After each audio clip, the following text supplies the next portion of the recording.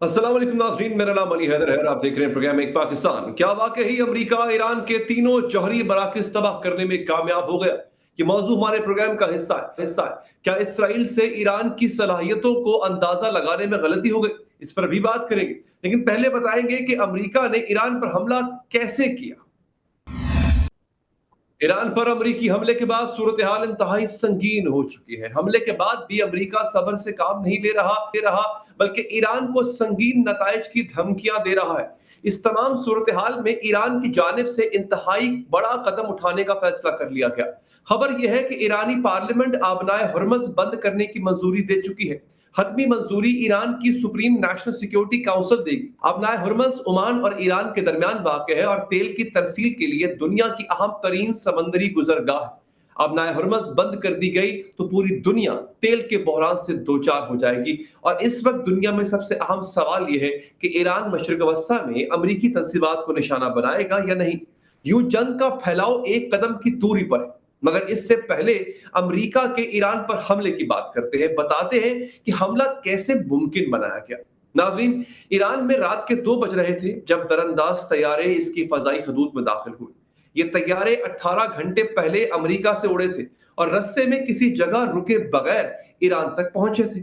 फजा से फजा में ही ईंधन फराहम करने वाले तैयारे भी इस पैकेज का हिस्सा थे। अमेरिकी रियासत मिजूरी की एयरबेस से उड़ने वाले पैकेज का एक हिस्सा शुमाली बहरुल काहिल की तरफ मुड़ गया।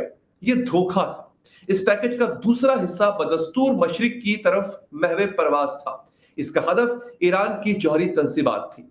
अब 7 B-2 बमबार तैयारे ईरान की फजाई हदूद में दाखिल होने को थे।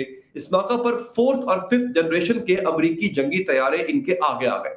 मकसद ये था कि ईरानी फजाइया अगर मुकाबले पर आती है या जमीन से इस पैकेज को निशाना बनाने की कोशिश की जाती है तो इसका तोड़ किया जा सके। इसी मौका पर खलीज ओमान में मौजूद अमरीकी आबदोज भी अहकामात के इंतजार में थी। उधर B-2 बमबार तैयारों का पैकेज ईरान की फजाई हदूद में दाखिल हुआ। उधर अमरीकी आबदोज ने अस्फहान की जौहरी तंसीब की तरफ 2 दर्जन के करीब टोमाहॉक मिसाइल फायर किए। इसी दौरान बमबार तैयारों का पैकेज फरोज और नजर की जौहरी तंसीबात तक पहुंचा और 14 बंकर बस्टर बम बरसाए। ये तमाम कार्रवाई 25 मिनट तक जारी रही। इसमें मजमूई तौर पर 125 तैयारों ने हिस्सा लिया। ईरान किसी किस्म की कोई मज़ाहमत न कर सका। ईरान में 3 जौहरी तंसीबात को निशाना बनाने के बाद अमरीकी बमबार तैयारों का पैकेज वापस जा रहा था। ऑपरेशन मिडनाइट हैमर मुकम्मल हो चुका था। अमेरिका इसराइल ईरान जंग में शामिल हो चुका है।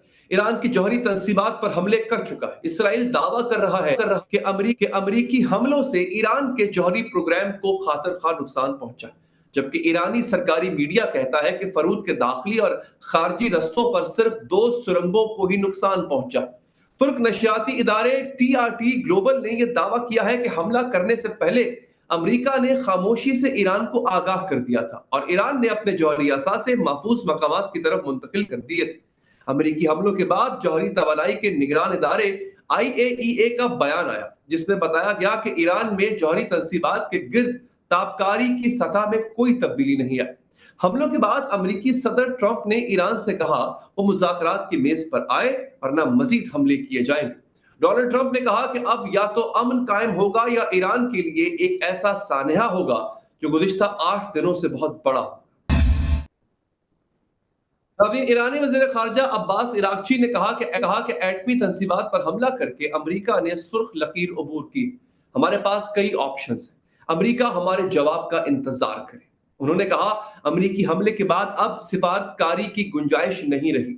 जौहरी तंसीबात पर हमला बैनुल-अक़वामी क़वानीन की ऐसी खिलाफ वर्जी है जिसकी माफी नहीं दी जा सकती। ईरानी वज़ीर ख़ारिजा ने बताया कि वो कल रूस जाएंगे और सदर पुतिन से मुलाकात में आइंदा का लाहेअमल तय करेंगे। अमेरिका ने हमले नहीं किए थे। उस वक्त तक ईरान कहता था कि अगर अमेरिका ने हमले किए तो मशरिक वस्ता में अमेरिकी अहदाफ को निशाना बनाया जाएगा। लेकिन जब अमेरिका ने हमला कर दिया तो अभी तक ईरान ने सिर्फ इसराइल में ही कई मकामात को निशाना बनाया है। इनमें फजाई अड्डे, Askari मकामात, command and control centres और बायोलॉजिकल रिसर्च सेंटर शामिल हैं। ईरानी मीडिया के मुताबिक ये हमले लॉन्ग रेंज मिसाइलों की मदद से किए गए।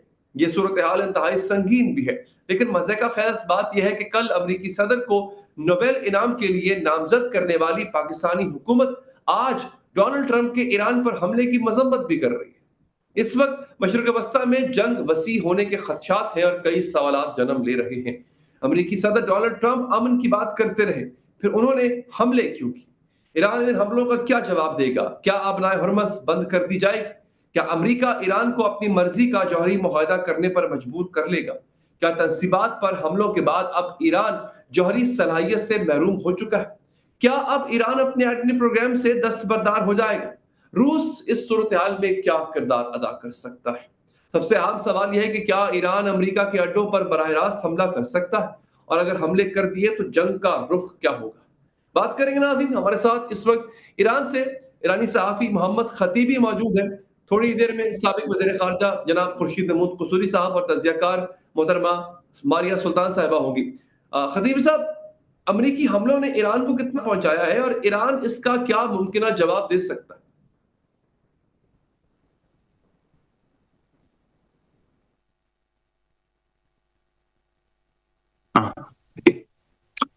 First of all, thanks for having me. سب سے پہلے مجھے مدعو کرنے کا شکریہ۔ اسرائیل کئی دنوں سے ایران کی جوہری تنصیبات کو نشانہ بنا رہا ہے۔ اب امریکہ بھی اس تنازع میں داخل ہو چکا ہے اور اس نے 4 مقامات پر حملہ کیا ہے۔ امریکہ کے مطابق یہ ایک کامیاب آپریشن تھا، لیکن ایرانی حکام نے ان دعووں کی تصدیق نہیں کی اور فی الحال کوئی واضح ثبوت نہیں ہے کہ زیر زمین تنصیبات جو ہیں وہ تباہ ہو چکی ہیں، مگر اس بات کا اندازہ لگانے میں کئی دن لگیں گے کہ واقعی زیر زمین تنصیبات تباہ ہوئی یا نہیں۔ میرے خیال میں خود امریکہ کے پاس بھی ابھی اس کا مکمل ثبوت نہیں ہے کہ تنصیبات تباہ ہوئی یا نہیں۔ ہاں، اتنا ضرور معلوم ہے کہ یہ تنصیبات ملبے سے اور بمباری سے دب چکی ہیں۔ جہاں تک حملے کے ساتھ اور ایرانی رد عمل کا تعلق ہے، ایرانی عوام اور حکام اس حملے کے بعد مزید متحرک ہو گئے ہیں۔ اب امریکہ کے اڈے اور اثاثے پورے خطے میں ایرانی رد عمل کا ممکنہ ہدف بن سکیں گے، کیونکہ ایران سمجھتا ہے کہ امریکہ نے براہ راست حملہ کیا ہے۔ بہت سے ایرانی مطالبہ کر رہے ہیں کہ فوری طور پر جواب دیا جائے، ورنہ امریکہ ایسے حملے جاری رکھے گا اور مزید حساس تنصیبات حتیٰ کہ فوجی مراکز کو بھی نشانہ بنائے گا۔ یہ صورتحال ایک نئی قسم کے تصادم کو جنم دے سکتی ہے اور ایران یقینی طور پر جواب دے گا اس کا جواب دے گا۔ ایران کے پاس کچھ آپشن ہیں جس میں NPT سے نکلنا بھی شامل ہے۔ اس کے علاوہ ایران آبنائے ہرمز کو بند کرنے کی صلاحیت بھی رکھتا ہے، اور اگر ایسا ہوا تو عالمی سطح پر تیل کی قیمتیں آسمان کو چھو سکتی ہیں، کیونکہ دنیا کی 20% تیل کی ترسیل اسی راستے سے ہوتی ہے۔ یہ وہ صورتحال ہے جو نہ علاقائی ممالک چاہتے ہیں اور نہ ہی عالمی طاقتیں۔ میرے خیال میں امریکہ بھی ایسا نہیں چاہتا۔ اس وقت واحد ریاست جو ایران میں حکومت کی تبدیلی چاہتی ہے وہ اسرائیل ہے۔ اسرائیل چاہتا ہے کہ امریکہ صرف فضائی حملے تک محدود نہ رہے بلکہ زمینی فوج بھی ایران میں اتاری جائے۔ اگر ایسا ہوا تو امریکی فوج کو بھاری جانی نقصان کا سامنا ہو سکتا ہے، کیونکہ ایران دیگر علاقائی ممالک کی طرح کمزور نہیں ہے۔ وہ اپنے خود مختار علاقے کا دفاع آخری سپاہی اور آخری خون کے قطرے تک کرے گا۔ Regional countries and it will defend its sovereign territory. تو یہ بتائیے گا، آپ کے وزیر خارجہ روس جا رہے ہیں، اس دورے کی کیا ممکنہ نتائج نکل سکتے ہیں اور کیا ایران کو روس اور چین کی جانب سے کوئی عملی مدد حاصل ہو رہی ہے؟ Russia and China are good friends of Iran, but I don't know how to what scale. روس اور چین ایران کے اچھے دوست ہیں، لیکن میں نہیں سمجھتا کہ وہ اس تنازع میں کسی حد تک شامل ہونا چاہتے ہیں، کیونکہ ان کے اپنے مفادات ہیں۔ مثال کے طور پر روس کے لیے یوکرائن کی صورتحال بہت اہم ہے، جبکہ چین کے لیے تائیوان کی صورتحال ایران سے زیادہ اہم ہے۔ لہٰذا میرے خیال میں وہ ایران کے لیے سب کچھ قربان کرنے کے لیے تیار نہیں ہوں گے، اور ان کے بیانات سے بھی یہ بات ظاہر ہوتی ہے۔ تاہم مختلف مشکل حالات میں انہوں نے ایران کی کافی مدد کی ہے اور اب بھی کر رہے ہیں۔ ایران ممکنہ طور پر ان سے توقع کرے گا کہ وہ اقوام متحدہ کے سلامتی کونسل میں امریکی حملوں کی مذمت کریں، امریکہ پر دباؤ ڈالیں اور اسرائیل کو روکیں اور ایران کے خلاف تمام کارروائیاں بند کی جائیں۔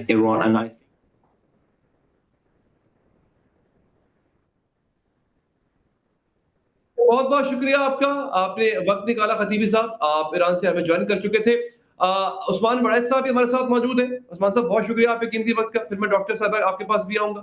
عثمان صاحب، کیا لگتا ہے آپ کو، کیا امریکہ واقعی ایران کو روک پائے گا کہ وہ مزید اپنے جوہری پروگرام پہ کام نہ کرے؟ اور کیا اب ایران کے پاس یہ جواز ہے کہ وہ NPT سے باہر نکل آئے اور باقاعدہ طور پہ پرسو کرے اپنے ایٹامک پروگرام کو؟ بات کا برملا اظہار کیا 2 دن پہلے کہ ہم کسی صورت کے اندر اپنا نیوکلیئر جو سویلین ٹیکنالوجی ہے اس کو لینے کا اور اس کو پرسو کرنے کے حوالے سے اپنی جو اسٹریٹجی اور پالیسی ہے فیوچر میں وہ بالکل نہیں تبدیل کریں گے. میرے خیال میں اسرائیل یہاں کے اوپر ایران کو جس طریقے سے ایکویٹ کر رہا ہے لیبنان، شام اور سیریا کے ساتھ، تو اس کو سمجھنے کی ضرورت ہے کہ ایران کی جو فیوچر پالیسی ہے وہ کسی صورت کے اندر ڈیویٹ نہیں کرے گی. اگر انہیں پچھلے 5 دہائیوں سے ایران کا جو اپنا وہاں کا جو اسٹیٹس ہے، جو اپریٹس ہے وہاں کا، اور جو پالیسی وہاں کے گولز ہیں، اگر اس کو سمجھتا ہو میرے خیال میں.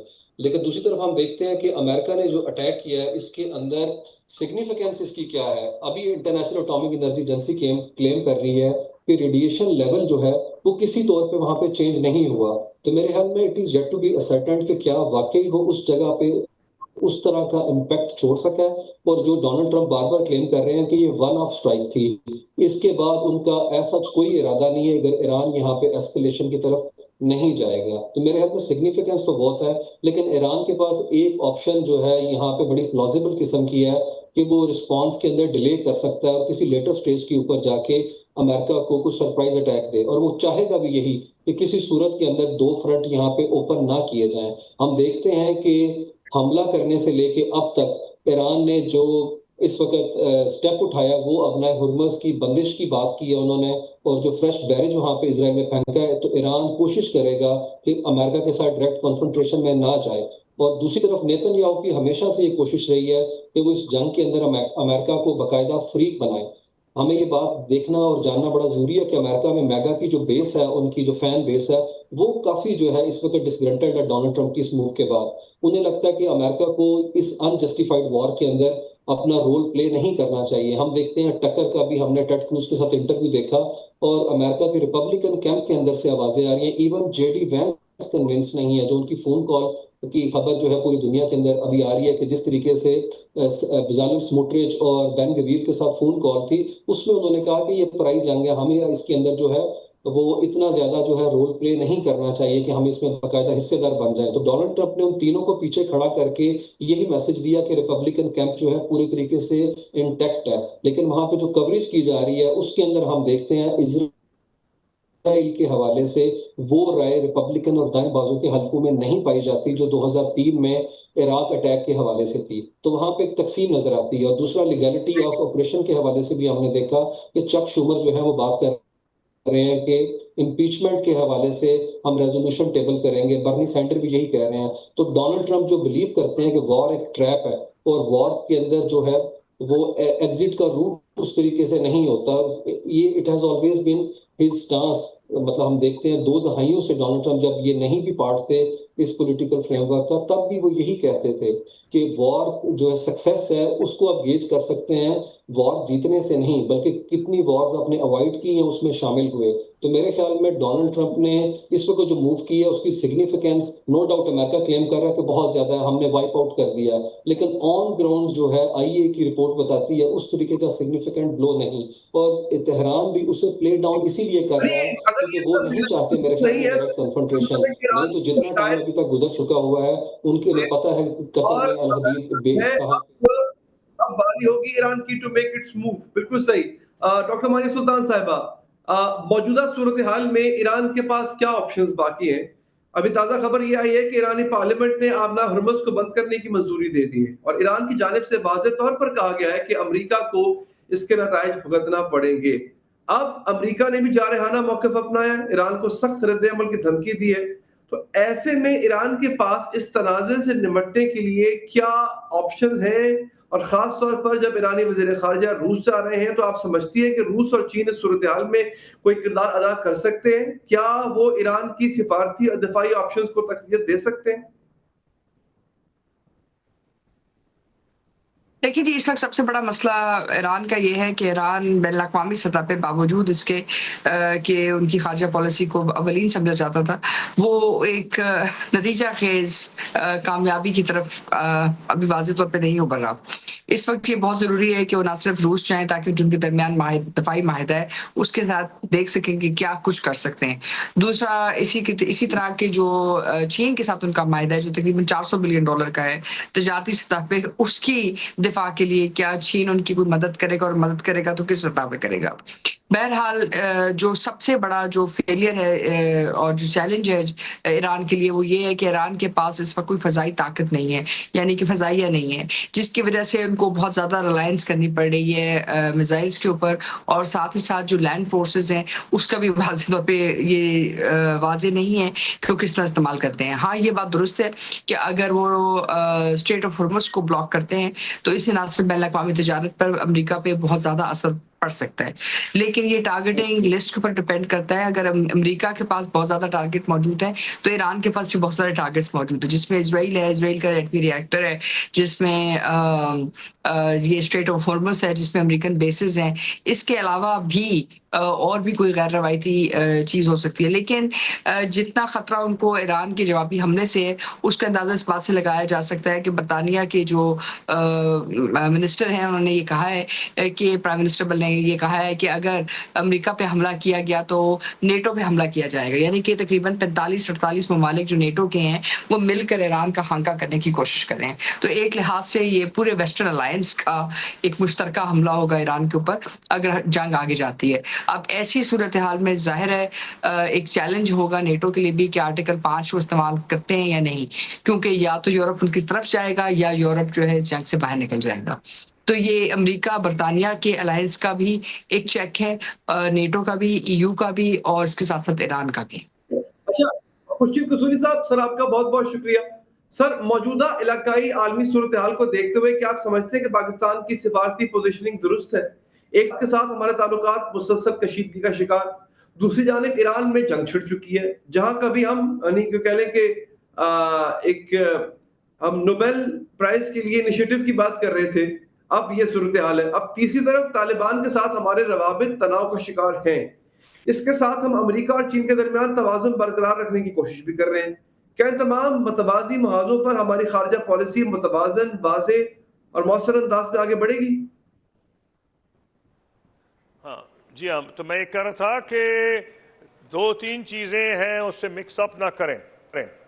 فیلڈ مارشل عاصم منیر کی جو میٹنگ تھی وائٹ ہاؤس میں، لنچ میٹنگ پریزیڈنٹ ٹرمپ، وہ تھی کشمیر، ان کی آفر، سوری صاحب کی آواز نہیں آ رہی، مجھے دیجیے گا. اور اس میں انہوں نے ایک اچھا رول ادا کیا.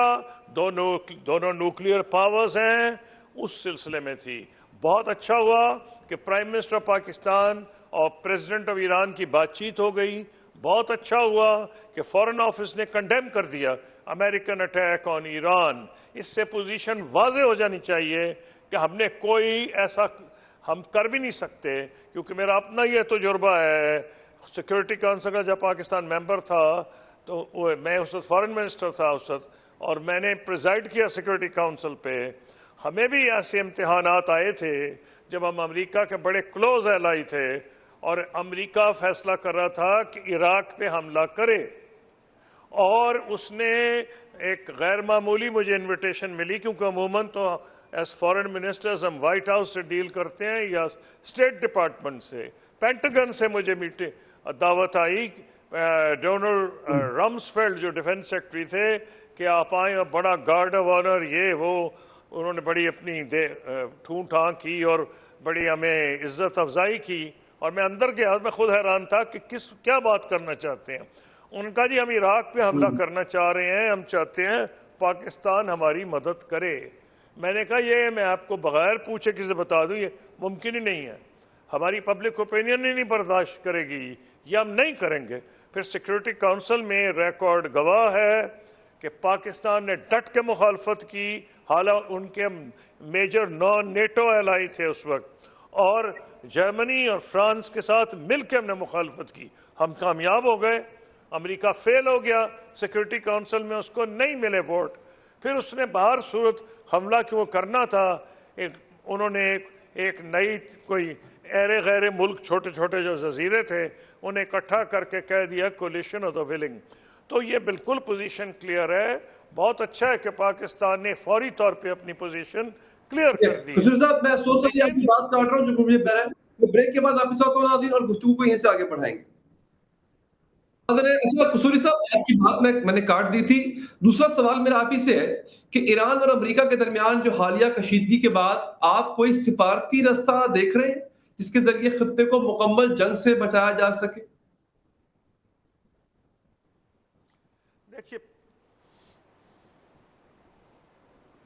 देखिए प्रेशर की वजह ही एक तो यह है कि IAEA की इंस्पेक्शन मौजूद है,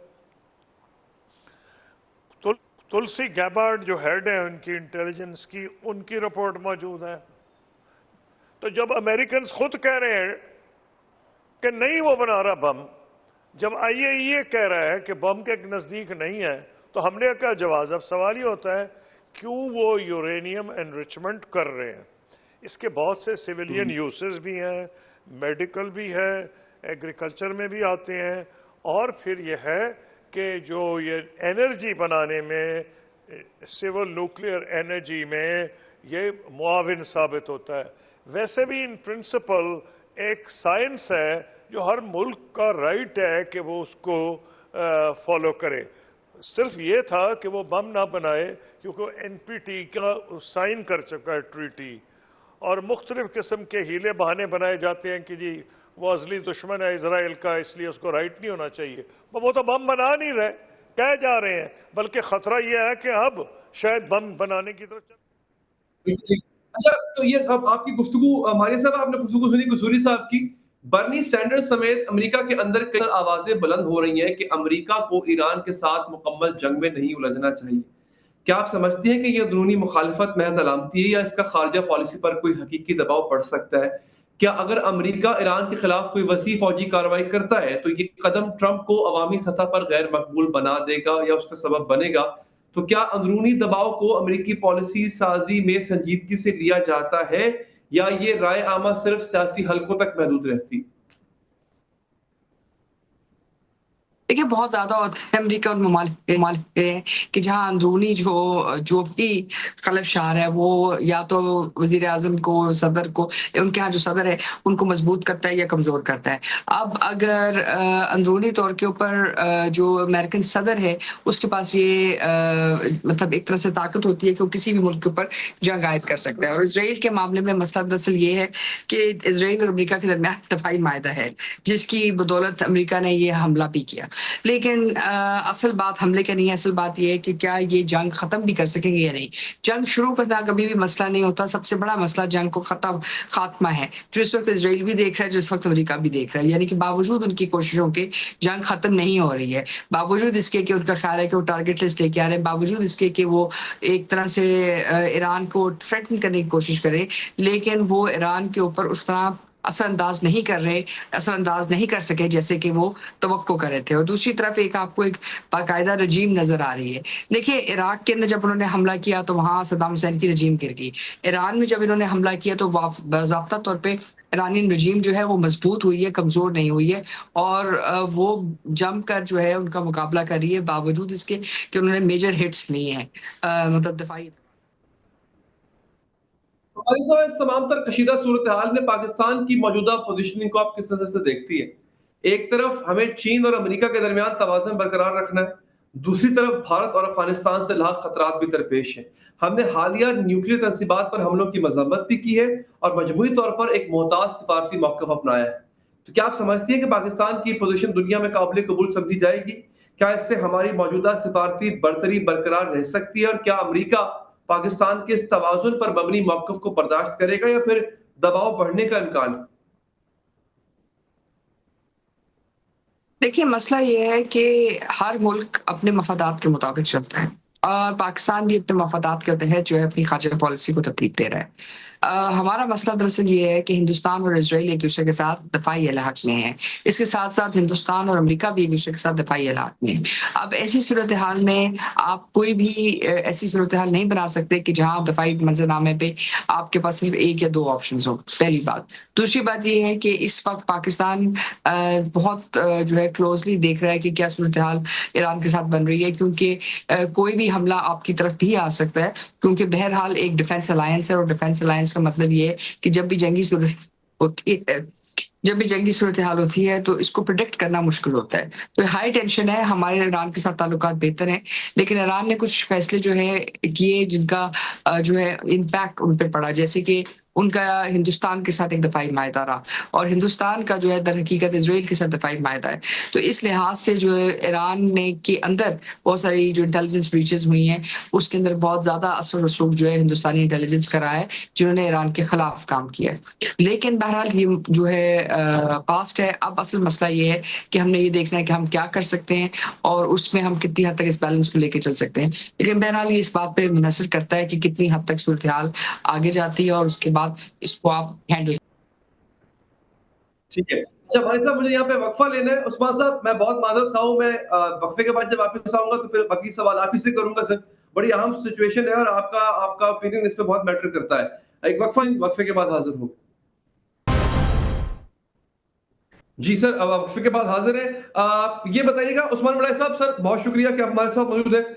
बड़ाई साहब, क्या इस वक्त ईरान के पास ये ऑप्शन है कि वो किसी तरह से इस जंग से जान छुड़ा सके? क्योंकि लग ही रहा है कि अगर वो रिटेलिएट नहीं करता है, अगर वो ये शो नहीं करता है कि उसके पास स्ट्रेंथ है, तो तब भी उसके लिए मसला है क्योंकि ईरान जो है वो एक तरह से अपने आप को पोज कर चुका हुआ है कि he wants to be the savior of the Muslim world, especially the oppressed one, especially the people of Palestine.